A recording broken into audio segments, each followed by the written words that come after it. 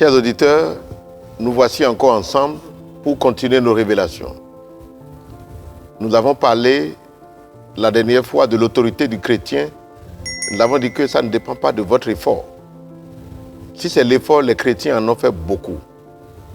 Mais quand il y a manque de connaissance, Dieu dit mon peuple périt parce qu'il ne connaît pas. Donc nous sommes revenus à un rendez-vous de la connaissance. Qu'est-ce que ça veut dire? Nous allons voir la signification spirituelle, la connotation spirituelle de la table du Seigneur. Souvenez-vous, nous avons dit développer la foi dans ce que Jésus a fait à la croix. À la croix, il a donné sa chair, il a donné son sang. Avant qu'il ne soit livré, il a pris le pain et il a dit ceci est mon corps qui est livré pour vous. Et il a pris le sang, la coupe et dit voici mon sang qui est livré pour vous, la coupe de la nouvelle alliance en mon sang. Quelle est la connotation? Quand nous lisons dans 1 Corinthiens chapitre 10 à partir du verset 2, la Bible nous dit qu'ils ont tous été baptisés en Moïse dans la nuée et dans la mer, qu'ils ont tous mangé le même aliment spirituel et qu'ils ont bu le même breuvage spirituel, car ils buvaient à un rocher spirituel qui les suivait et ce rocher était Christ. L'aliment spirituel qu'ils ont mangé et le breuvage spirituel, c'était quoi? Le corps de Christ et le sang de Jésus-Christ. Donc c'est un aliment et un breuvage spirituel. Donc c'est spirituellement qu'il faut discerner. Glory to God. Donc quand vous le prenez, vous êtes en train d'engager une dimension spirituelle et nous allons voir aujourd'hui quels sont les avantages pour votre santé. Glory to God. Il y a des avantages certains. Celui qui mange ma chair et qui boit mon sang, il a la vie. Il dit ma chair est la vraie nourriture et mon sang est le vrai breuvage. Et c'est un breuvage spirituel. Donc ce n'est pas seulement le pain et le sang et le jus que nous buvons à l'église. Mais ça va au-delà de cela. Pour bénéficier de ce paquet, il faut avoir la compréhension spirituelle.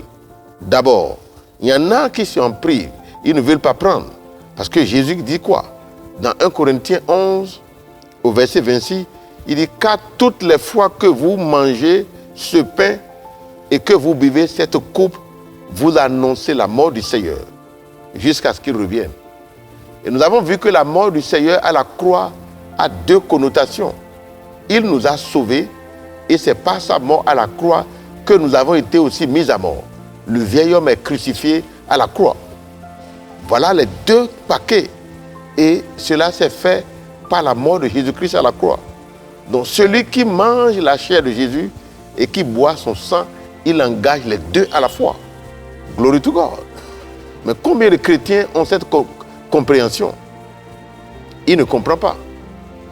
Donc celui qui mange la chair de Jésus et qui boit son sang, il engage une dimension spirituelle. Qu'est-ce que ça veut dire? Quand vous prenez 1 Corinthiens chapitre 10, à partir du verset 16, et vous allez jusqu'au verset 20, la Bible dit, ce que l'on sacrifie aux idoles, si vous prenez, si vous mangez, vous êtes en connexion avec ces idoles, avec l'autel sur lequel la nourriture a été sacrifiée. Donc quand nous mangeons la chair de Jésus et nous buvons son sang, nous sommes connectés au trône de grâce. C'est pour l'annoncer. Amen. Donc quand nous engageons cette compréhension spirituelle, nous ravageons toute manigance spirituelle que l'ennemi aurait déposée dans notre corps. Je donne l'exemple de quelqu'un qui vient dans cette église, c'est un médecin, travaille au CNHU. Qu'est-ce qui s'est passé? Il est venu et il dit pendant des années, il avait des douleurs dans le corps. Il avait des douleurs au niveau, et ça commence tous les jours à 1h du matin. C'est parti pour 4 heures de temps, jusqu'à 5 heures du matin. Donc il y avait un dépôt démoniaque en lui. Mais il est venu à l'église chez nous et il a reçu la compréhension spirituelle de la table du Seigneur. Et qu'est-ce qui s'est passé? Il a entendu un bruit, boum. Et dès lors qu'il a engagé la compréhension spirituelle de la table du Seigneur, le démon qui le bouffait, qui tourmentait sa vie, était obligé de partir. Parce qu'il a engagé une compréhension spirituelle pour régler un problème spirituel. Alors que ce monsieur était déjà à des doses de morphine. Les doses de morphine ne peuvent pas régler un problème spirituel. Si c'était une douleur naturelle, d'accord. Mais cette fois-ci, c'était une douleur spirituelle. Il faut maintenant engager une compréhension spirituelle. La table sainte, quand vous prenez sans la compréhension, ce n'est que des pastilles, du pain et du sang et des jus. Mais lorsque vous engagez la compréhension spirituelle, que c'est un aliment spirituel et c'est un breuvage spirituel, vous réglez un problème spirituel. Et voilà l'autorité que Dieu a donnée à ses enfants. C'est l'autorité du chrétien. Nombreux sont les chrétiens qui ne connaissent pas et qui ne font pas usage. Et regardez Smith Wigglesworth, ce grand homme de Dieu, il faisait la table du Seigneur matin, midi et soir. Parce que la Bible nous dit, toutes les fois que vous faites, donc c'est vous qui déterminez le nombre de fois que vous faites par jour. Et il ne faut pas aller chercher ailleurs. C'est auprès de vous. Vous prenez le pain et vous prenez l'eau.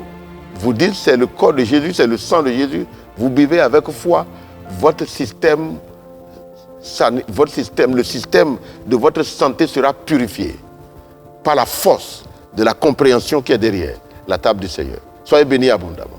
J'espère que vous avez compris encore. Et voilà des révélations de taille qu'il faut engager. Nombreux sont ceux qui ne comprennent pas. Une fois, quelqu'un m'a dit, dans son église, avant de prendre la table du Seigneur, il faut jeûner et prier pendant 40 jours. Je lui dis, mais tu rigoles, tu blagues. Pourquoi? Parce que si tu jeûnes et tu pries pendant 40 jours, aux 40 jours finis, la première seconde qui va suivre les 40 jours, tu as déjà péché par une mauvaise pensée, donc tu n'es plus qualifié encore pour prendre la table sainte. Et tu ne l'apprendras jamais. Il faut l'apprendre avec foi. Soyez bénis abondamment. Au nom puissant de Jésus, je vous ai parlé. Bye bye, à très bientôt.